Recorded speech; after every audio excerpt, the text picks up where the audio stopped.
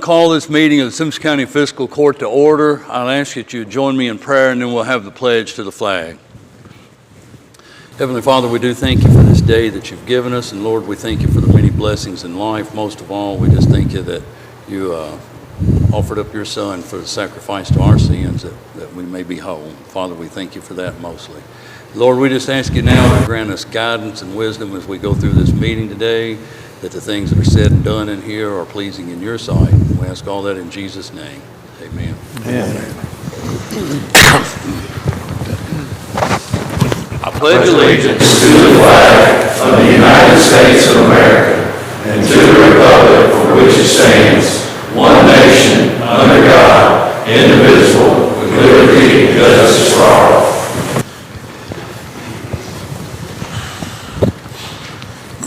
All right, I want to start by recognizing Jim DeCesare. If you want to stand, or if you even want to come up and say a few things, we're glad to have you.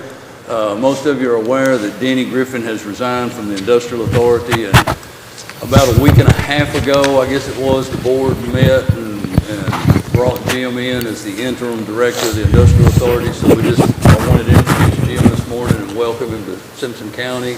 We're glad to have you as the interim director of the authority, and you share what's on your mind as little as or as. I have a lot on my mind, but I won't share all of that. Yeah. But thank you, Judge, and thank you, members of the Fiscal Court, for allowing me to be here this morning.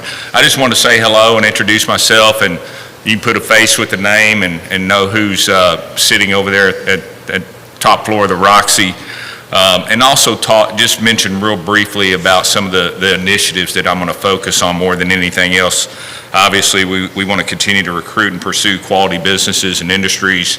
Also, renewed focus on business retention and expansion efforts, because we have a lot of industry here, and we don't want to forget those industries and businesses as well, and help them out when we can. And also, one of the things that we've been talking about the last 2 weeks or 10 days is, better communication and transparency. And so we're going to be focusing on that a little bit more. You may or may not know, but all the board meetings will be moved into the Roxy moving forward for the time being, because we do have some interest from the public, and we want to make sure everyone is comfortable and able to see and hear properly. And then we'll have public meetings as needed when there's stuff that comes up that we need input from the public on. And finally, more than anything else, I want to make sure everyone knows that I'm accessible. And you can feel free to reach out to me anytime you have any questions. I'll leave my contact information with somebody. You have it, Judge. I know a few of you have it, so feel free to share it. I'm available. You're not going to bother me if you call me. If I don't answer, leave a message and I'll call you back. Yeah. So that's my short report, Mr. Judge Barnes. I was going to say Mr. Chairman. I'm used to doing it the other way. Yeah. Well, we're glad to have you, Jim. I mean, I've personally known you for a little while. Ironically, come to find out, we shared a few funny things early on, but Jim and I were neighbors some years ago out on Cheney Road. And I went to church with Mr. Thurman and a few others in this room, and so we have roots here in Simpson County, and Amy and I have always had a special place in our heart for Simpson County. We love it here. In fact, Nina Harrington, even after we moved back to Bowling Green, she still watched our children, and she was that third grandmother that our kids needed, because they never had to go to a nursery or go to daycare or anything like that. So we're blessed with our relationships here in Simpson County. And hopefully you'll find this humorous, because my wife tells me that everyone doesn't appreciate my sense of humor.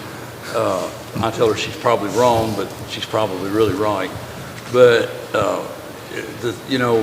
Denny done a great job here in Simpson County, and I've always long held the opinion that no one is irreplaceable, but some are harder to replace than others. But I think that you'll be able to step in and hit the ground running from day one.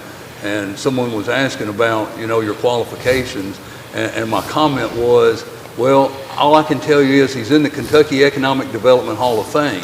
I said, I'm not sure really what that means. I just know I'm not in it. Yeah, well, I signed my name, Jim DeCesare, HOF, 2019. Okay. No, I'm kidding. Yeah, so we're No, I glad, appreciate you we're mentioning that. glad to have you. Gentlemen, do any of y'all have a question for Jim? Welcome to the community. Thank you. Welcome, sir. And I may sneak out because I have Yeah. another Well, I meeting. knew you said you had another meeting, so that's why I wanted to bring you on, so you could be on your way if you need be. Thank you, Judge. Thank Appreciate you. the opportunity. All right. Gentlemen, we have some guests with us today. Ms. Chrissy Sherrod, the Assistant Director from Barren River Area Child Advocacy Center, and she gave me a handout to give. And we also have Detective Travis Frank here with us today, so they're going to share a little bit of information with us. Chrissy, thank you for being here. Thank you for having us. Oh, Travis, you coming up here with me? You can sit here if you don't want to stand here. Good morning. As Judge Barnes said, my name is Chrissy Sherrard, and I currently serve as the Assistant Director of the Barren River Area Child Advocacy Center. I'd like to thank you, Judge, for having us here today, the magistrates of the court, Franklin Police Department Detective Travis Frank, County Attorney Sam Phillips, and all other members of the court. I'd like to start out by just asking a question. Does anybody in here know what a Child Advocacy Center is or what we do? I mean, I do. Okay, I get to start from the ground up. Sam's got us. Okay, so I want to paint a little bit of a picture for you about what the Child Advocacy Center is and what we do. CACs is what we call the Child Advocacy Center for short because it's a lot easier to say. Started in the state of Kentucky in 1998. Our doors opened in 2001.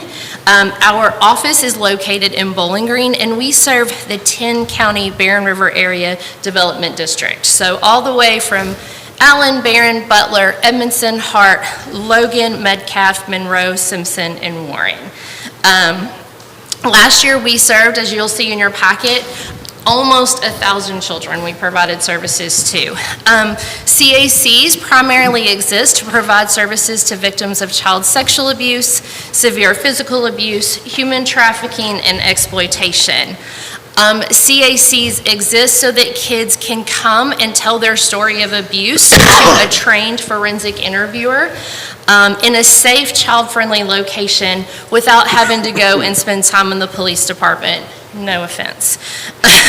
We definitely like to think that we're a little bit more comforting, a little bit more inviting than going to your local police station or even social services office. Children come to us through many means. However, one of the things that has to be there is that there has to be an open investigation, usually of child sexual abuse or, again, severe physical abuse. In the past, before CACs existed, children would often disclose sexual abuse in a school setting or in a church setting and have to tell their story multiple times to multiple people over and over. CACs have taken out that responsibility for kids to have to relive their trauma. Children that come to CACs are able to come to a child-friendly location where they're able to speak to advocates who are there to work on behalf of their best interest. They speak with a forensic interviewer whose job is to give them a chance to tell their story, to create a space for them to tell their story where they feel like their voice is the most important in the room. And as many of you all know, when children are victims of sexual abuse, their voice is the furthest thing on the mind of that offender. We also work very closely with Commonwealth's attorneys, county attorneys, our local law enforcement, our city law enforcement, our county law enforcement. In Simpson County, we have an amazing relationship with our school system and our school partners who come and they support the work at the Child Advocacy Center. We meet here in Simpson County every single month to discuss every child sexual abuse case that's open in this county to make sure that no children fall through the cracks. The reason I'm here today is obviously to share that information with you, but also to tell you that there's a great need here in Simpson County. Last year, we provided services to 83 of your children. That was a great honor for us to be able to do, but it also comes at a cost. Last year in Simpson County, we spent $121,957 on Simpson County children. We're happy to do that. We would love to be able to do more. We provide advocacy services where each child is given an advocate that walks them through the entire process. We provide the forensic interview, which we've already talked about. Following the forensic interview, children that need an exam are able to have a child sexual abuse medical exam in our facility, are able to see a doctor who specializes in child sexual abuse and can let them know that after the terrible things that have happened to them, that their body is still okay. We're able to provide these services at no cost to our families because we work really, really, really hard to get federal and government and private funding to do the work that we do. We've run into a little snag with that. Has any of you all ever heard of the Victims of Crime Act, or VOCA funding? So VOCA is a federal funding system that for years has supported the work of the Child Advocacy Center. Over the last few years, we have experienced cut after cut after cut and have been told to experience probably a 40% cut coming up this next cycle. That leaves us in a situation where the staff that we've hired to come and do the work may be at risk of having to cut their hours or lose their job if we don't receive this funding. And so we're reaching out to every single one of the fiscal courts in our counties and asking them to support our mission. For this county in particular, we're asking for $8,000. That's our request. We understand that none of our counties are going to be able to make up the 40% cut, and so we're working very hard to diversify our funding. We're looking at private grant sources. We're thinking outside of the box of grant sources that we can work towards. However, we would ask for support from this county because your children matter to us. Your 83 children that we saw last year is expected to grow even further next year.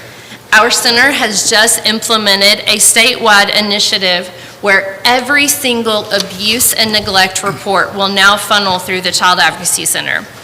That means not only will we start seeing the reports of the child sexual abuse that we've always seen, but we'll now see every single report of physical abuse come through our way. We'll read every single report from this county of abuse and neglect and human trafficking and child sexual abuse. And for the ones that meet the criteria and the ones that we serve, we will open our doors and provide services to those kiddos. So I no doubt expect that this 83 number will rise as we go on with the new project. I'd like to give Detective Frank an opportunity to speak with you guys because the work that law enforcement does in our agency and with our kiddos is so vital. We work very, very closely with our law enforcement here in this area, but I'd like to give Detective Frank an opportunity to come up and speak if you'd like. Thank you. For you guys that don't know me, my name's Travis Frank. I'm a detective for the City of Franklin. I've been at the City of Franklin since 2018 and a detective since 2020. In August of 2020, I got assigned to investigations. In December of 2020, I was promoted to detective.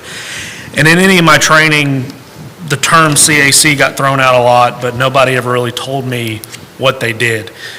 So whenever it started, I wanted to be the new guy that could do everything himself, so I interviewed my own kids on my cases, which was very bad. Ultimately, I reached out to our child advocate, and I went to the CAC in Bowling Green, and I was welcomed with open arms. The kids I brought were welcomed with open arms. Everybody was helpful. Everybody was great, and since then, I've probably been there every bit of 150 times for one reason or another, which is terrible to think with our community, but it's a real evil that we have. I've also been lucky in a lot of my cases involving children to get a lot of guilty convictions, whether it be pleas or by a court or by a jury or anything of that nature.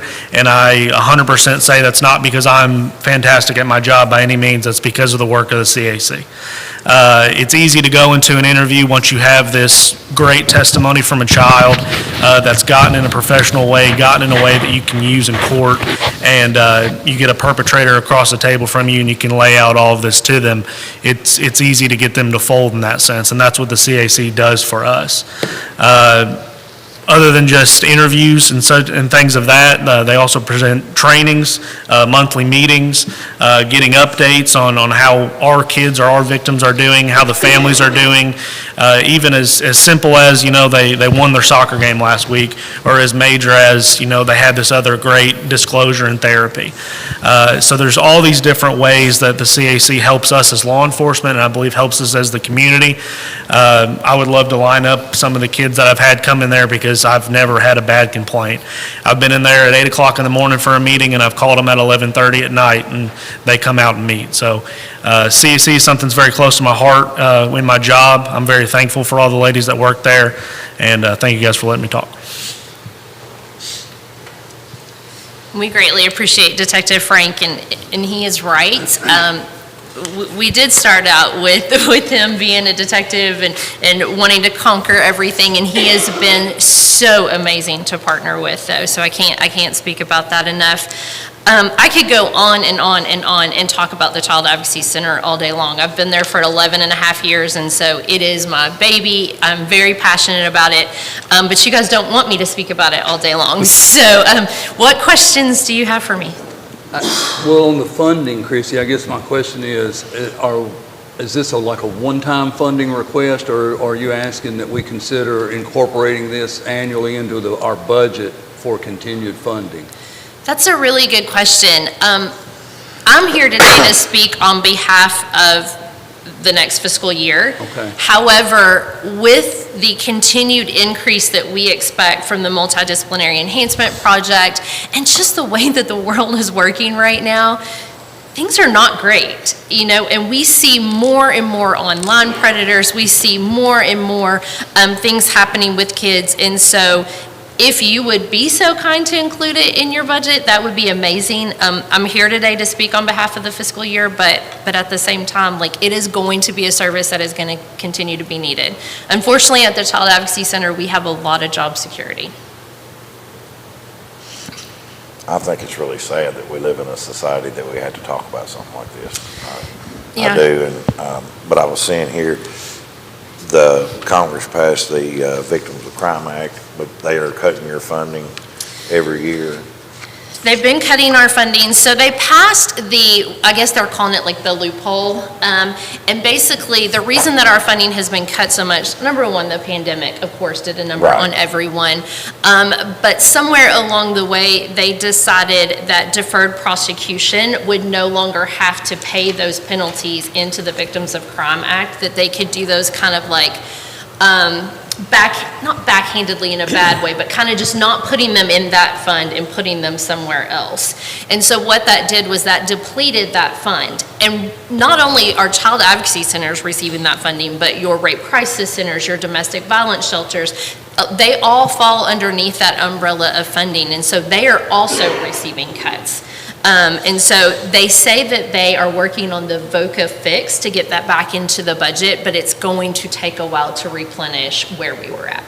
Now, when the $121,000 that's spent in Simpson County, if you look over on that next page, it says that Simpson County was 8%. So is that $121,000 like 8% of the money that you all have spent? It would be, if you add all 10 counties in? yeah, so it would be salaries of a portion of our forensic interviewer, a portion of our advocates. We also offer mental health services, and so that's where children are able to come one time a week and process their trauma. It's a very specialized service. We do trauma-focused cognitive behavioral therapy, which you're not going to find everywhere. And so it's a portion of those salaries, obviously other expenses, the case review meeting that Travis was talking about, where we come together once a month to meet with the community partners and the rest of the team, a portion of those people's salaries as well. Okay, all right.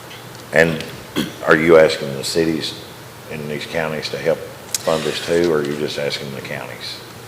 That is a good question. We are reaching out to everybody that we can right now. We started out with all of our counties, just because we were able to get into fiscal courts fairly easily in our counties, and so we are working our way around the 10-county area, but we seek funding anywhere we can find it. I was just thinking with Detective Frank being on the Yes. city police, and you can't come in here. I think it's a good program. I think it's a important program. Yes. But I was thinking with that you may be asking the city for it to help with funding. And we also. definitely will. We definitely Okay. will. We've been very fortunate in our own, in Bowling Green, our home city, to where they have been a huge support of us, and it's allowed us to be able to reach out to our other city police departments as well, where we have a strong relationship. Well, Chrissy, we'll be working on budget stuff, because I'll have to get a budget prepared and presented to the court fairly soon. Okay. So we will do everything we can to get that incorporated. I think it's paramount to take care of the kids in our community, so. Judge, Yes, sir. I probably safe to say I'm the only one up front here that's had dealings with the Child Advocacy Center in a professional capacity, and they have been incredibly effective and useful, at least from a prosecution's point of view.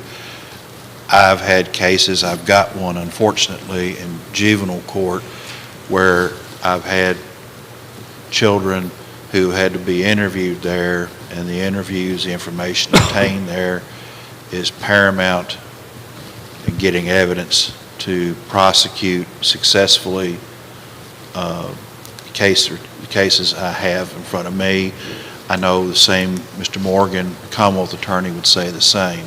So they do very important work, and obviously you all make the decisions, but anything that we can do to try to help them continue to do their job, I would strongly recommend that we try to help them out. Any other questions? Chrissy, Detective Frank, we appreciate you guys being here with us this morning. We will certainly do everything we can to get that incorporated into our next fiscal year budget. Thank you so much. We appreciate your time. Yep. Thank you all. Thank you. All right, we have some folks with us out in the Milliken Chapel Road area. Chip, do you want to, Chip Willingham called and asked if,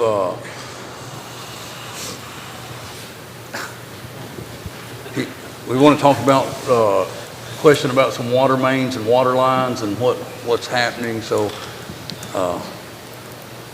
I've kind of given Chip the lowdown on what's happening and how it is, but I think it's good that we hear what he's got to say. Thank you, Mason. I appreciate y'all's time today. We've been in the process of trying to get a water line put on Milliken Chapel, and it's been about a year, and we've been working with the Warren Simpson Water District trying to get something put in, and we really haven't had any success. And so they basically have told us that, we got to come to the fiscal court, come to you guys, and ask for funding on this. And it really impacts, there's four mains that we're looking, or four, taps we're looking at putting in. And it's all running off of 73 down to running down Milliken Chapel.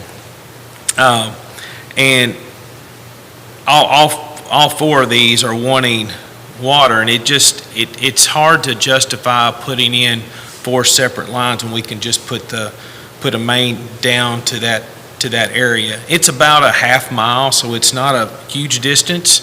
And the number that the water board gave us was like $150,000, which I really don't understand why it's that much. But anyway, that's the number that they gave us. And so Paul's here. Paul has he lives there as well too, so he would like additional meter at his house as well too. We're trying to, my daughter and son-in-law are going to build a house on Milliken Chapel, and it doesn't, like I said, there's not water available. And then Gary McIntosh has a building there that he doesn't have water available, and then Frank Bradshaw across the road. So there's several people in that area that would really like to have water, and could we put individual lines? Yeah, we probably could, but it just doesn't, whenever we can put one line down and then branch off that, it makes a whole lot more sense than trying to put all these individual lines in. And so we're just asking for support from the court in helping get this accomplished. And I guess that's my ask is to, Mr. Zimmerman, did you say that your yard line, like from your meter to your house, is over a mile? About a mile and a quarter. It goes through 3 farms, I think it's just two farms now. yeah. So, yeah. And I've been on pins and needles every time it gets real cold outside.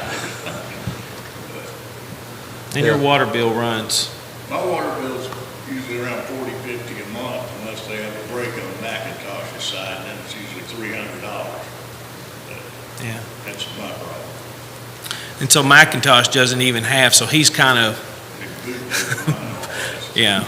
And so that's part of the problem too. So that's the reason we're asking to get a new main put down through their new line. Of course, obviously, you said you've talked with Jacob at the Water District. Jacob is the general manager of the Simpson, Warren Butler Water District. And, of course, you and I have talked, and you know, I've shared with you that I know I think we have at least 4 other roads, I believe it's 4, that do not have water mains down them either. So, I mean, I will talk with Jacob and see if he can have a number, like if we could do it all, because, and I get what you're saying, and honestly, there needs to be some help with that. You would think that through all of the federal money that got pushed down toward these projects, and the Water District did receive a pretty big check from the state, but I guess they had other priority projects already in line when that happened. But What size line are they telling you they're gonna put in? They're saying 4-inch. Okay. I can tell you from personal experience, I live 0.6 of a mile off of Southern Road. And I had to put it in myself. It wasn't nowhere near $100,000. Oh, I don't think it will be either. I think I would like to be able to help you, but in this case, I couldn't unless we could do them all, because I got one road that's got like 13 houses on it, and they're saying like $300,000 or some crazy number to put it in Yeah. there. But I would think, of course, that was years ago, but I couldn't see it. If you all split it, I couldn't see it costing half that much. You know, if you got somebody to come in and dig the ditch and put it in yourself and everybody just split it, I know that's bad, but like I say, I had to do it myself personally. I had to do it my own self. I had to, just for 2 houses back there, but I was same deal. I didn't want to run a private line over 0.6 of a mile back to my house, because if it breaks anywhere in there, you've got to dig it up and find it and do all that. And if you've got a county line right back to it, right back to your house, all you have to is a little area. But, and I know Jim Henderson did the same thing when he bought that farm on 11 Chapel Road and subdivided it out into house lots. He had to put a water main. He had to pay the expense of putting a water main down through theirs. But at that time, I don't know if it's still true, but at that time, if there was any water meters that went off that main, whoever put the line in got half the meter fee back. So, there's some things to do, but if we could do them all, I'd be fine with it, but I just couldn't, nothing against you all out there. I understand your problem, but if we can't, I wouldn't feel right doing it for one road in that area when I've got roads in my district and there's other roads in other districts I'm sure that need it. So that's how I just wanted to let you know about that. Yeah. They said grants up there when we was at the meeting the other day. They talked like there was tons of grants for water, and they was willing just to give them out. They was looking for people for water. And we've got, I've had That's what I've been told. So it's conflicting stories.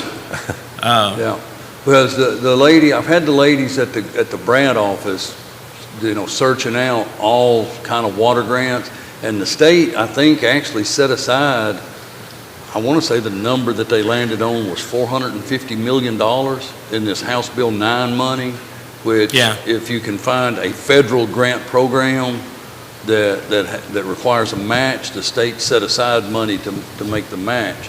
So I've had the ladies at the Brad office searching out grants. I've had Congressman Comer's field rep reaching out in Washington to see what kind of grants are available that could be used for this. And so far, I've received no information back at all. But what I can do is I will get with Jacob and just get him to go over with me so I can present to the court how many roads we have that do not have a water main and how many customers are on each road and what they think the anticipated cost would be to do each one of them. And Chip, we'll keep working on it and plugging away, trying to find a grant and some money to do it. But if, say, we had, in addition to Milliken Chapel, if we had 3 or 4 other roads, and so now we've got 4 or 5 at $150,000 apiece, I mean, you're $700,000. Well, I think I'm kind of like with Marty. It's not going to cost that much, but you got, I know you have to go off with the estimates they're giving you, but I just can't imagine that, because we're not asking for gold pipe, we're just asking for plastic, and it shouldn't be that expensive to put it down. Even a 4-inch, and we could, come across the road, it's got to come under 73, and so then we're going to have 4 meters, and then we got to run all 4 of them down one ditch if we decide to do it that way. And that's why we're trying to say, okay, it just makes a little bit of common sense and to just run one big pipe, and then we can get to a certain point and then break it off. But it's just trying to, if we're going to do this all at one time, because I don't want to spend money to put in my own line like you did, and I did too. At our house, we're not quite 6/10, we're about 4/10, but we had to run our own line, and that's fine. We were the only house, but here's a situation where you got this many people wanting a meter. It just doesn't make sense to have 4 separate ditches, and so I don't know. My suggestion too, if you were gonna put that line back there, the difference between 4-inch line and 6-inch line is not a whole lot of difference. And if you talk to the fire chief, I think they can actually pump off a 6-inch line, so you could actually have better fire protection if you put a 6-inch line back and you could put a fire hydrant in close to the house. That's something you might would consider. They made me put a 4-inch line back to my house, but I was pulling off a 3-inch line. But because later on they were going to put a 6-inch on the side of the road. Right, but it doesn't make. I mean, if we've got to have individual lines, it really doesn't make any sense to do more than a 2-inch line to an individual house. Oh, I agree. But what I'm saying, if you're going to put a main in. Well, that's what we're trying to. Yeah. So that's what we're trying to get a main put in, but we can't put a main in ourselves without the water district doing it. I did mine. Is yours a main? Yeah. Yeah, It's a county water line. Yeah, I had to put it in. The water district had to come and hook it up. After I got it in, they come and inspected it and did all that, but I actually paid and put it in myself. And then after they come and checked it and said it was okay to their standards and all, we covered it in, and then I give it to the water district. Yeah. So, I mean, you can put it in yourself and give it to the water district, which is what I had to do. Which might be worthwhile, Chip, for us to talk to some, like private developers to get quotes on what they would charge to put it in. Yeah. Because like if you're doing any type of development, the water district typically won't install, like if the new development requires additional mains, the developer usually will install that, but you have to do it per their specs, and they have to inspect it and make sure. So we might get some better pricing if we maybe bid this out and let some folks Well, bid. would the court be willing to pay for the materials? Well, I can't speak for the entire fiscal court, but I think we would take a look at the quotes and see what possibilities we have. I mean, I'm just trying to think of different options, because, I mean, if we could get the line back and, the materials, I don't know. I mean, I'm just trying to figure out how we could do this, but, we need to, I don't know how soon. I mean, we can get some other estimates. I just don't know what the requirements of the water district board would be as far as, I'm sure there's certain pipe, I'm sure there's certain things that they want to look at, but how we can find that out. Well, yeah, depth, gravel bed, certain type of pipe, how the pipe's connected, all of that are things they're looking at when it's going together. Yeah, But we can certainly try to work through it, and we won't put it to the back burner. I can't promise that it'll happen tomorrow, but we will certainly. We all have roads in our district same. It's just been a few weeks ago, I had somebody, the same thing, and there's $100,000. Yeah. Well, he said that there was only, I guess the last grant they applied for, there was only 2 roads they applied for, this road and Craft Road. I don't know where Craft Road's at, but, That's one of the ones I was talking about. but they said there was It's- only 1 new meter on that road, right? There is That's what he 15 told or me. He said 16 one. homes on that road, and where Craft sits is between Barnstable Road and 622. And the end of the houses out towards Barnstable Road, they have private lines that run from Barnstable Road. The ends of the houses out towards 622 have lines that run from there. The ones in the middle go all the way over to Henson Road, Okay. and they can't come to the houses in the middle. I know I got one farm rented from Larry Gomer on Henson Road. It's got 6 water meters in it that run all the way across his farm to Craft Road. Yeah, And that's the road I was saying, they said $300,000, I believe is the number they give us to It was put something a like main that. in. And those people would love to have that main in. yeah, But Okay. I even asked maybe if we could,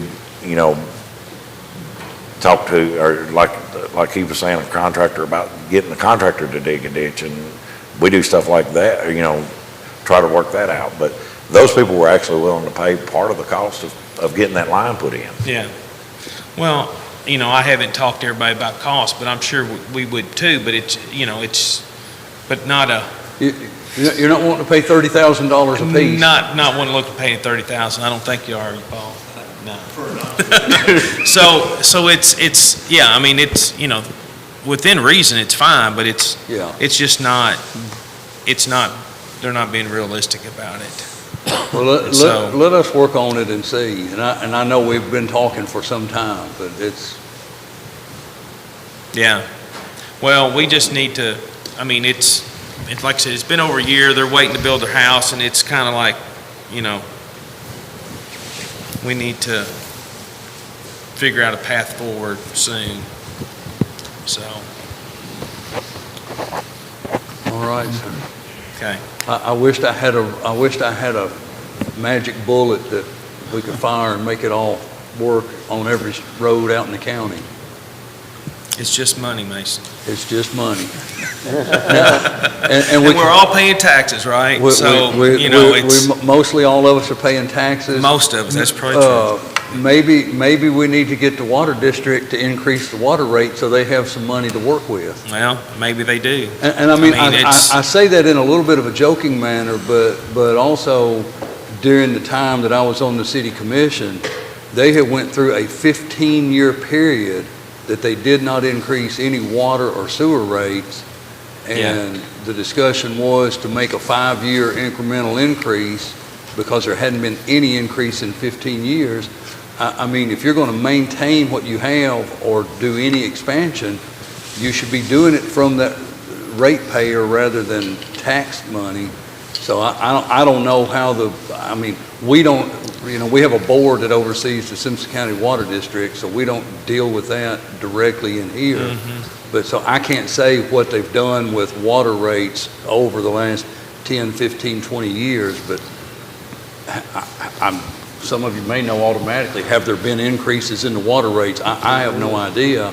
But realistically, if we're going to expand lines and we're going to be able to maintain lines that get older, there's going to have to be money coming from somewhere, and I would think the use of the water line is where that money should come from. Yeah. Well, water is kind of an essential thing to life, so we spend a lot of money on the internet, which was glad we did, glad we've got that infrastructure, but at the same time, we need to make sure we're looking at water as Absolutely. well. So, okay, We will be on it as hard as we can. all right, thank you. Thank you, Chip. Appreciate Thank you, y'all's Mr. time. Zimmerman. Thank you, Chip.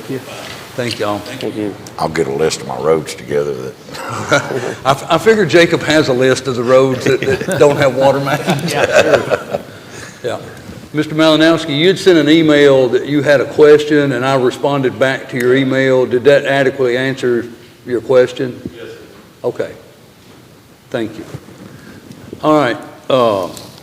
Moving on, gentlemen, the minutes of our March 5th fiscal court meeting. I need a motion and a second to approve those minutes. So moved. Got a motion by Marty, Second. second by Scott. Any question or discussion to those minutes? All in favor, aye. Any opposed? That motion carries. Next is to review or approve the first reading of a zone change ordinance. It's ordinance number 920.123. There is in the deed description a discrepancy in the road name, and I will let the attorney address that because he knows more about how that operates than I do, but this was a zone change sent over from the P&Z Commission that had been requested. Basically what is and the actual legal description refers to Purdue Road, and the road name is Purdue Farms Road. However, when the property in question was conveyed, they used the moniker Purdue Road, and there is basically a procedure of trying to follow the legal description word for word each time you do a conveyance, unless you do a more up-to-date survey and you say now more up-to-date description is as follows, and you put that. The reason for that is in the future there will be conveyances, there will be mortgages, and so people will do title searches, and if you go in there and one description says Purdue Road and the other says Purdue Farms Road, that creates a discrepancy. Well, is this exactly the same thing, or is this a mistake? And sometimes it happens down the pike, and the people who did it, who made the change, aren't available or aren't around anymore, so you don't know. And it creates kind of not necessarily a complete cloud on the title, but it creates a question. And lending institutions and title insurance people, they don't like questions. They basically say, is it the same or not? And so that's why it remains the same. That's what was presented, the legal description, to my office by Planning and Zoning. That was on the deed. That's the description that was used. And so that's why there is a difference. The property, my understanding, is located on Purdue Farms Road, but the actual legal description where the property was conveyed to the person requesting it, it's Purdue Road. Would the meet and bounds description in that define exactly the piece of property? Yeah, but it's like, well, wait a minute. This is the same meet and bounds, but it's not the same road exactly, description.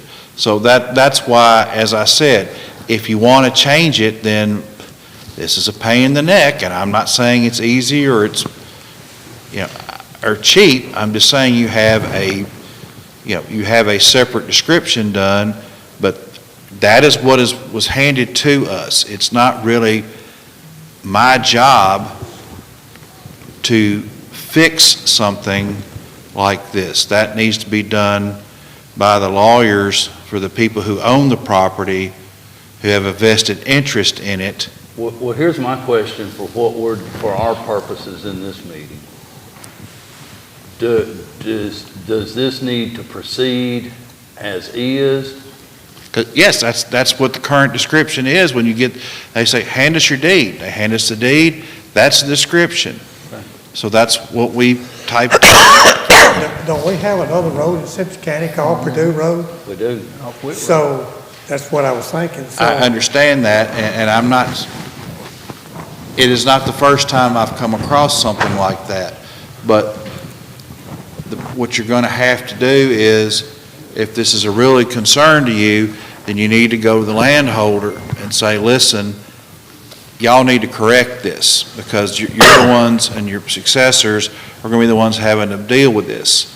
So, I get what's presented to me, okay? And I type up what's presented to me, or well, I should say, my staff types up what's presented. Well, here's where I'm at. What is your legal opinion? Legal of what we should opinion do? is go forward. Okay. That's my legal, I'm giving you an explanation Yep. why that happens. My opinion is we go forward. That's why you're here. Because Now, this I don't have a legal opinion. This is just on that 1 3-acre lot. Yeah. Was the rest of that he's divided, is it business too, or is it, I have no idea. This is all he requested. huh? That's all he requested at this Okay. time. That's what before us.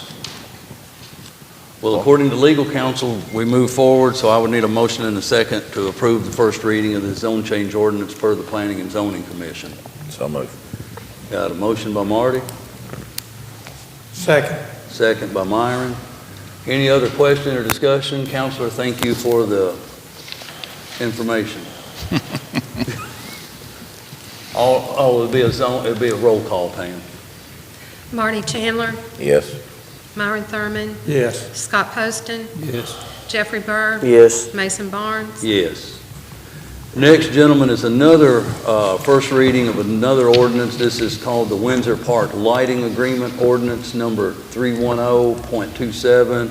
This is between the county and Warren Rural Electric, and this will be the first of these lighting ordinances that I have dealt with in my time here. I understand that this has happened before in previous fiscal courts.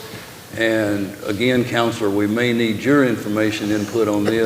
My understanding is that we have to have this ordinance in place so that the co-op has the ability to recoup the money from the owners out in that subdivision Right. to cover the street lighting expense, because each individual home in this subdivision will be assessed a lighting fee on their individual In addition to their in addition to their electric rates, and the people in the neighborhood have requested the street lighting, and they're aware they have to pay for it, but the co-op won't implement it unless we have an ordinance saying that. That's we correct. have- I think I've done 1 or 2 of these since I've been county attorney. I don't, obviously, they don't happen very often. I have to go back and refresh my memory, but yes, Like I that, said, this is the first one I've dealt with, but that was my understanding of Yes, the but- purpose of it. Right. This is no cost to us. No cost to the county, we just have to We've got to have. give them we have- access to the, Yes, we have to issue the ordinance saying that they can assess that money to those residents. to pay off for the street So in our lighting. current planning and regulations, is it required now, street lighting in a subdivision? I don't know the answer to that, Myron. I don't know the answer. I don't think. Seems like it should be. I don't think there's anything, to my knowledge, there's not anything that actually requires it, but I think if you get a certain number of residents that will say, hey, we want it, and they're willing, they understand that there will be a fee added to their electric bill, they will do so. So moved. All right, so we got a motion by Jeffrey to approve this lighting agreement ordinance, number 310.27. I need a second. second. Second by Scott. Any other question, discussion? Pam, again, a roll call on the ordinance. Jeffrey Burr, Yes. Scott Poston, Yes. Marty Chandler, Yes. Myron Thurman, Yes. Mason Barnes. Yes. And then finally, one other ordinance, and this covers a few things that have transpired, I guess, over the past year, or maybe a little longer. Nicole may know. Several years. The last several years, probably since the last administrative code ordinance that we done. There have been a few amendments, if y'all recall, such as we added the part about a temporary employee added to the type of employees that we would have. Because we first had full-time, part-time, seasonal, then we made a temporary, and then we made some changes to our, it was maternity leave policy. This is parental leave where even the paternal parent could have time off, and we allowed some time off even for the new adoption of a child to give time off. And I don't know, Nicole, I can't think of what the others would be. But at any rate, the only reason we've waited to put them all together is once, if you're constantly changing the ordinance, there's cost associated with advertising, so it's best just to compile them for a period of time, do one ordinance and incorporate all the changes. So we'd need a motion and a second for first reading of ordinance number 230.32, the amendment of administrative code. Can I ask a question? Yes, sir? The magistrates have to have a chance to change administrative code stuff in June, correct? The magistrates do have the ability, and so here's the thing, so. This is what let me finish what I want, 'cause what I'm asking is, if we change this now and do this all right now and make this all official, but then we want to change something in June, you know what I mean? If we do want, can we wait till after June to do all this, just in case, and then we won't have to worry about it? Yeah, once we vote on these items, and here again, this may be more of a question for legal counsel, but once we vote on these items, like you heard Nicole say, some of these items have been voted on for a year or so. Once we vote on them, they are part of the code, just not changed by ordinance, so you wait and address all of those. So I mean, I didn't know if it's worth waiting until June or not. I mean, or the just- main reason we're doing it is because we gotta print some more books. I think Michelle's either out or running low. And what we do, if in the meantime, like if we have any other administrative code things, we will print those out and hand those out with the books. But what I want to say is, so the public that's hearing understands, the fiscal court doesn't address or set this. This is a guideline by the state, and I can't explain to you why it's this way or how it happened to turn out this way. But from July 1st to May the 31st, the only individual that can request or suggest changes to the administrative code is the judge executive. The state allows the fiscal court members, the magistrates, to collectively bring changes to the administrative code in the 30 days of June. I have no idea why that was established that way. I can't explain it. That's just the way the Legislator did it. Yeah, that's the way the legislature put it together. Well, I can tell you in 18 years, there's only been one time it's been brought up and it didn't even get a second, so. Yeah. Okay. So, yeah, we've got information together to get our new books printed, so we need a motion and a second to get these amendments added to that administrative code. Got a motion by Marty. Second. Is that Myron or Scott? Myron first. Okay, second by Myron. Any other question or discussion? Pam, again on the ordinance, we'll do a roll call. Marty Chandler, Yes. Myron Thurman, Yes. Scott Poston, Yes. Jeffrey Burr, Yes. Mason Barnes. Yes. And then, gentlemen, one other item under regular business, and this is every year, if y'all remember, we will approve a resolution. This is resolution number 2024-03-19 EMPPW. This is for a seasonal employee with Public Works. I need a motion. Yeah, I've got a motion by Jeffrey, second by Scott. Any question or discussion? All in favor, aye. Aye. Any opposed? That motion carries. Next, budget transfers. You had an opportunity to review those. We need a motion and a second to approve those budget transfers. So moved. Got a motion by Myron, Second. second by Scott. Any question or discussion, gentlemen? All in favor, aye.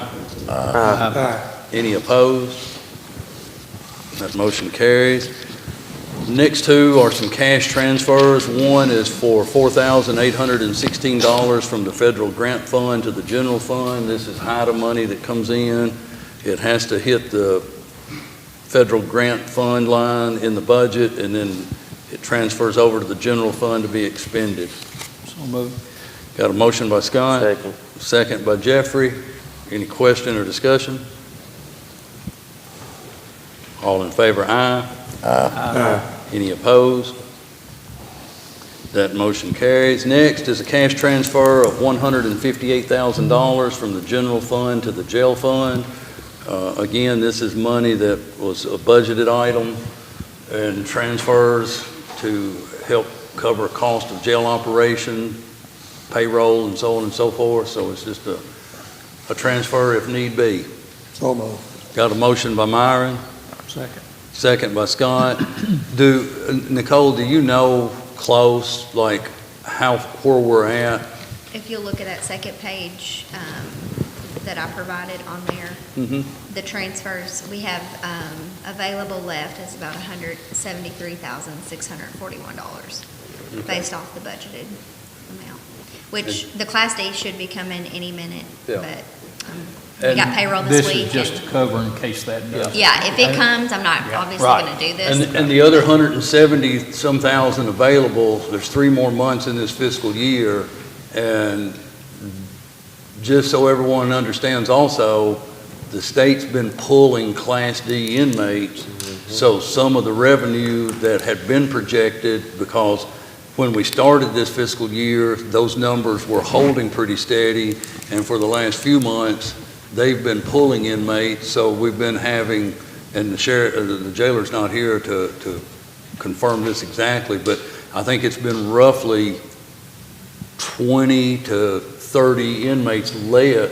state inmates less than what we had started the beginning of the fiscal year with, so that unfortunately hits a ding in the budget.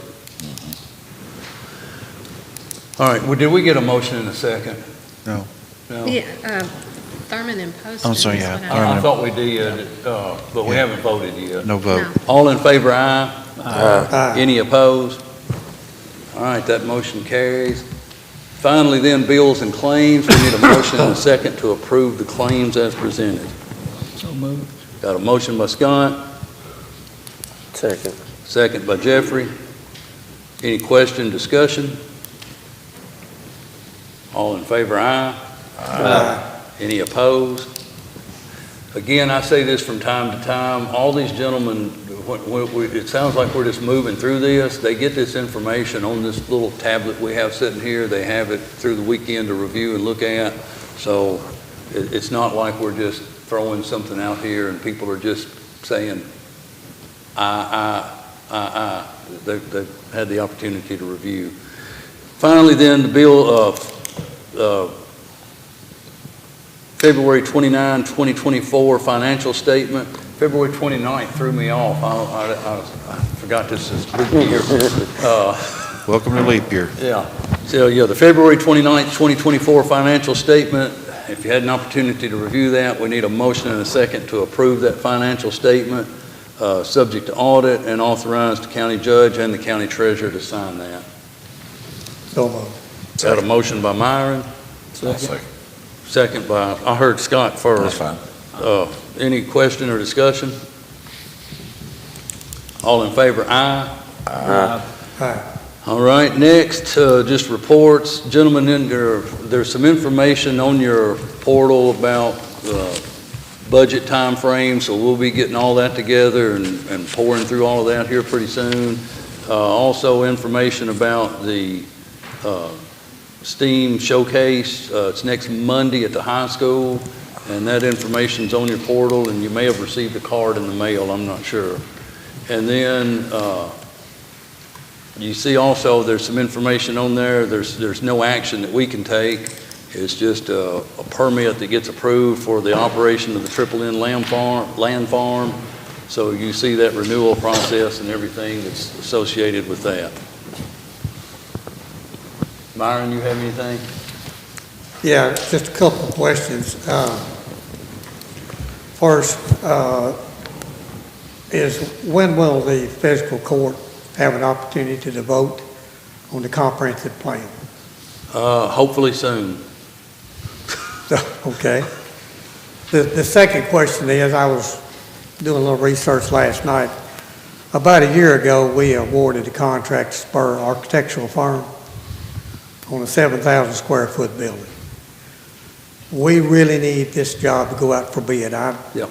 So it appears like somebody's dragging their feet on this small of a building, but nevertheless, I would really like to see this job go out for bid. Yeah, I completely agree with you. I don't know that, I mean, we're not, Bill and I know we're not dragging our feet. No, I just, Yeah, for no bigger building what this is, it's just something, and of course, we've got a deadline come Oh, yeah. December this year. Oh, I know. And I like to have plenty of time, so we don't have to make spur of the moment Well, decisions. I will be sure I'll reach out to them and let them know Thank you. that we're eagerly anticipating the finish and moving forward. That's All right. it. Thank you. Scott? Jeffrey? We met with the Boys and Girls Club last night, and they have hired a new intern CEO, and it is Mark Dobbs. Okay. So he's gonna be filling the position of CEO as an intern till they are on a search for a new CEO for the Boys and Girls Club right now. So Ty left. Ty's gone. Okay. Ty's gone. He resigned. So they've had a period of time not having one, and they was trying to wanting a new one, but just to fill in a spot in between, they hired him as an intern just to fill the rest of the school year, summer, until they hire somebody for that. And then another question I got is, do you have a new date for city-county meeting? No. I have sent emails to the city to talk about it, and I've not gotten a response back yet. Okay. We are meeting first Tuesday in April. Yeah, oh, yes, that Because is, spring I'm glad break. you brought that up. Yeah, according to the text that I sent all of it seems like everybody's in town for spring break week, so we'll meet the first Tuesday in April. Okay. Except for the counselor. So we need to, it's a good thing we got all the legal stuff out of the way today, because honestly, because of the advertising timeframe on the ordinances, we won't be able to have them on for second reading until the second meeting in April anyway. I'm just saying, Well, we've got plans if we for get, spring break. if we get major legal concerns, we'll just put them on hold till the We second. can call him. Keep your phone on. My tether, Bobby, when is the tire, I know it's in April, when's the tire amps today? 25th? Okay, I couldn't remember if it was early or late, so I 25th, want to make sure we get the word out on that Yeah. too. And we will also work on another amnesty day for sometime in April, so we'll try to have that all available at our first meeting in April. Okay. Other than that, I don't have anything. Counselor? no report. Sheriff, do you have anything? No report, sir. Mr. Clerk? Chief? Adam, I'll need you up here. On the portal, there's some information from Trenzio, and Adam and I were discussing it, and I said it would be best if Adam shared what this is and what it means, because it has to do with cybersecurity, which is way out of my wheelhouse. You can spell cyber, right? I can spell cyber and I can spell security, but I can't explain it, nor how do we need to operate it or do what we're doing, so. So if you remember, I believe it was a couple months ago, the fiscal court agreed to let Trenzio do an independent security assessment. Of course, we discussed we're going to do it, we did it on two sites. We did it here and we did it at the jail. So those were the two sites that we elected to do, and you've got the results. Really, if you look at, on each of them, it's like slides 7 and 8 just show traffic's flowing in and out of here, and stuff's not bad. Now, has it hit any of our computers? No. But they proposed a solution, and I updated it. So you can see I believe on the numbers, it's about double that flows in and out of the jail. The jail literally has nothing. They have nothing over there, nothing blocking. They just have antivirus on their computers. And of course, they're working on trying to upgrade their computers to be better. It's expensive. And then it just tells you the countries that are flowing. So they proposed a solution. It's a approximately $3,400 per site. They offered to give us a free trial. There's other solutions out there that do similar that work on that. This is like a gate at the side of our network, if you think of it. They're getting in there, but the locks are keeping them out, but it may not forever. I mean, these hackers are getting smart. And I think at the sheriff's office and here, our security system, the clerks has got the similar one, but theirs is not on the internet. They send traffic packets to China all day long. And they're actually technically banned, like you can't use grant money to get those security products anymore. So that's probably some of our traffic that's going out. They're just sending packets to China, so China could be watching our security cameras, who knows? And of course, TikTok, as you guys have heard, is sending stuff out. You got a smile right there. But TikTok is sending stuff to China. There's a big thing about that. So I'm not saying it's, just because it goes out doesn't mean it's a bad thing, but it could be, and if it comes in. So this is an option. They're willing to give us a 30-day free trial, proof of concept, whatever, see what it does, if you guys so will. And like I said, there's other solutions out there that we can look at that So if we do the free trial, are we obligated to sign up? And the free trial is for how long? It's a 30-day proof of concept, and they're willing to give us, and like I said, the prices are in there. I believe each site would be approximately in like that $250 a month, so it's like $3,400 a year. If we say we elected to do 3 sites, let's say we elected to do here, the sheriff's office, and the jail, just for example, they said that they could look at volume discount because we would have multiple sites. So at the current rate, though, at $3,500 per, that would be $10,200. Correct. Per year. Correct. But if we'd done multiple, they would discount it. Yes, they said they would just have to look at it and see. And what are we doing otherwise to try to halt any of this traffic that comes in and out? Well, if you look, like I said, here we've got blocking in countries, certain countries blocking. We can't really block the United States because, well, then we wouldn't get to do anything. So we have country blocking. Here, the jail does not have anything turned on because we just turned on. They have the ability. We haven't turned it on because we haven't been able to have a conversation with Eric to figure out what needs to happen. And there's some other issues over there too that's got to be worked on before we can even think about that. So we're blocking, and of course, I think it was about a year or so ago, we looked at Pisces. It was a free service that was giving us alerts. We found out that the state of Kentucky cut the funding for that program, so they're not basically funding the university side of it, so the program is now cut. So in May, I think it was April or May, we have to send that box back at our cost, which, they've been giving us a free service for how long? So spending $30-40 to send a little piece back to California is, I think, worth it for what it has provided to us. We found out during the elections that our cameras, because we had them set up so Bill could see them remotely, there was a lot of China hits coming in our network because Bill could see them remotely. So we actually turned that off. So it's proven to be beneficial. It was a really great service, and I wish it could have continued because I also believe the city used it too. Would the Trenzio be providing basically that same service? It's the same service, plus it actually blocks. The Pisces service didn't block, it just alerted. So this blocks and alerts. Are there other groups or are there other entities other than Trenzio that can do this, or is this some of the best? Trenzio is one, because Trenzio puts a device, just like we have now, it's at the device either at the beginning or end of our network. I've reached out, Cisco has a solution called Cisco Umbrella, which is very similar to Trenzio. It's not an actual device, it's a code put into your computer. And what I like about Cisco Umbrella, it may cost a little bit more. I think it averages about $2.42 a month per endpoint. So it's probably less than if we did 3 sites, because we have probably about 100 computers across the county, give or take. So it would be better because it would protect like Nicole when she's at home.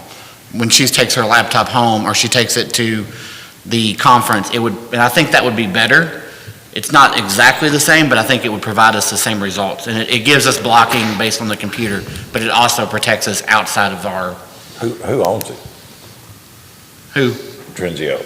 That's the company. The Trenzio they're an American company. They're based out of Colorado. I was just making sure a China company didn't own it, I mean. And then Cisco. It's North Korean. North Korea. And Cisco is based out of, Cisco is they're a big network security, and they're based out, I think, California. So and I've reached out to Cisco to get just sort of a comparison. I know on average, it's about $2.42 an endpoint, which comes out to about $340 a month or something like that. So it's not as expensive as 3 sites on this. This has got a really good, because it's a piece of equipment. So it's sitting in between, where the other thing is something on the computer. Well, here's my question, because you talk about traffic coming in and out of the web. I don't know anything about that. My question to you is simply this, because this is the reason that you're at work here, is to take care of IT needs and concerns and to understand all this.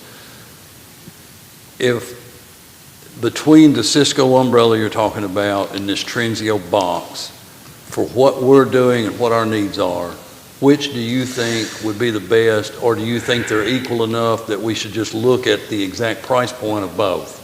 I think they're equal enough. I think the Trenzio would be better, just because it's an actual piece of equipment. But I want to have a conversation with Cisco. I've put a request in. I got this on Friday. But we have till May, correct? Yeah, we have to, I mean, we can, if we want to tentatively authorize us to do the proof of concept once we get back, or we can wait till next fiscal court, that's fine. Why don't we do this, if the court's agreeable? You get all the information that you need to get from Cisco, comparable to what we have here with Trenzio, put together the price comparisons if we do, because you said Cisco does endpoints to every computer terminal? Yeah, so it's about $2. And this is a device, this would be a device per location? Correct. Okay, so we'll compare those prices, and then once you talk with Cisco, you give us your recommendation on which one's going to better protect us. Yeah, I think that would... It's crazy to think about that China would try to hack like Simpson County, Kentucky. I mean, it's just nuts to think about that, but it's happening in different places all over the United States. Yeah, like, let's see, these were outbound, Hong Kong, hit at both Singapore, Sweden, Russia, Australia. If you look at that, I mean, it gives you, and then there's because on the page 8, it talks about what type it was. I put a definitions thing in there this morning. If you guys want to look at it, it gives you like what botnet is, and it was I asked literally, I've got the layman's term definition. So if you're curious what they are, it tells you what they are. But yeah, I'll get a comparison, and we'll see which one's which. A lot of us are doing good just to turn the thing on and leave it. And charge it? Yeah, charge it. Yeah, charge it. I think Myron's about to have an apoplexy. And of course, we've talked about it. I know Myron brought up the new clerks building. There is discussion when we do the new clerks building is trying to keep them to one internet connection. Of course, they have their state network over there. So that would make it a more, because right now we pay for 2 internet connections. So if we were to try to secure the PVA, even though they are separate, but the PVA and the clerks building, we'd have to buy 2 devices. Well, get the Cisco information, get us all that information. We'll put it back with the Trenzio, and then the next meeting, you bring us the comparison differences and what your recommendation is. I mean, here's my only opinion. My only opinion is we've got to do something to ward it off, but what we need to do is the reason you're here, because I have no idea Sounds like a plan. what we need to do. Make a motion to adjourn. Got Bobby. We're not done with Bill, did you have anything with maintenance? Bobby, anything with the road department? Bob, I know you've got some things to share with OEE on, you trying to cut Bob off? He's trying to get out of here. Down the road. If you'll let Bob get done, I'll let you make that motion. I got 2 quick reports.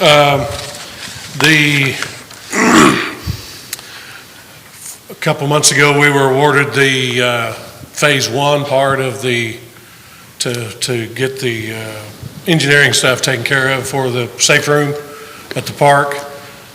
That's moving forward a little bit. This week, we received some information from a firm that's got some information for us.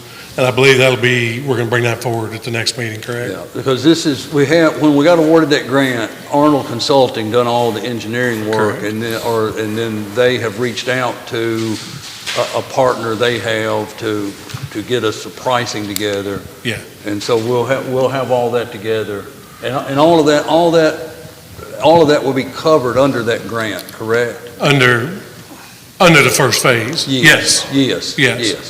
Yeah, there's a certain amount for the engineering. Yeah. And once we get the engineering stuff done, then it'll go back to the state and then up to FEMA, and we'll wait and finally they'll award the second part of it. And we can build our building after that, so. We'll have to, even after we get the engineering and design and all of that done, then we'll have to wait for the second part of the grant to actually start the construction of the Correct. safe room. Correct. Okay. It's a slow process. Yeah, Especially since this is our first one. activity. Yeah. If we use the same design to go someplace else and build another one just like it, then phase one will probably be set aside and we just go straight to construction. Okay. That's the way I understand it. All The right. other thing is, I wanted to give you a quick update on the radio system. Our site here is pretty much complete. The generator's on site, everything's in place. The equipment's inside the tower, the antennas and stuff have been aimed to the tower in Logan County. That's all done. We still haven't run the generator at this point. But we're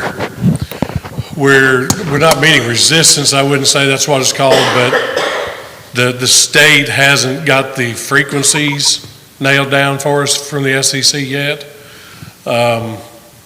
We are working to try to get one frequency approved for the Justice Center, and that's been in process for 3 or 4 months. That went through the FCC in 2 different states, and it got hooked up, laid up in Frankfurt, and the Motorola and our contractors are hammering the state trying to find out why this stuff's being delayed. But the other thing we found out was for law enforcement and some other parts of the system have to have encryption capabilities. And for whatever reason, a lot of the radios came in without that capability. So most of the radios have been packed up, sent back to Motorola to had the encryption capabilities put back into it. So that's creating a delay. So I guess I'm standing up here to tell you that we were hoping to flip the switch and start using it locally in April or May timeframe, and that looks like that's going to be pushed back to midsummer. They can't give me a time because we don't know when we're going to get the frequencies. The next step is to get one frequency so that I can get a mobile radio and a portable radio hooked up and go out and do testing. And for whatever reason, that's being delayed. So our side of it is almost 100% complete and ready to go. But without the frequencies, we couldn't turn it on and use it locally until we get the frequencies, so. Very good. One question, real quick, unrelated to either of these two, but I just want to make sure that I understand and the public will hear this too, that our outdoor warning sirens are all operational now. There was some... The last test I did and the last set-off that we did, we had 2 that failed. Both of those problems are in the head. I've put the request in to get the maintenance guy here. The last time it took 6 months to get him here. I don't expect it to take that long because he was just here. He knows what the problem is, so he should be back very soon.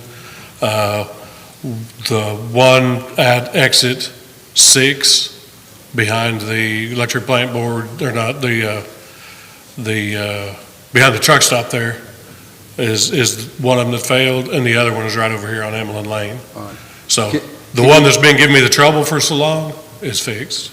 Okay. Can you follow up with whoever we need to follow up with to make sure that they have the ones that need some repair Yeah. on the radar? Yeah. All right, thank you. Yep. Matter of fact, that's on my list of 5 or 6 things to get accomplished today. Thank you, sir.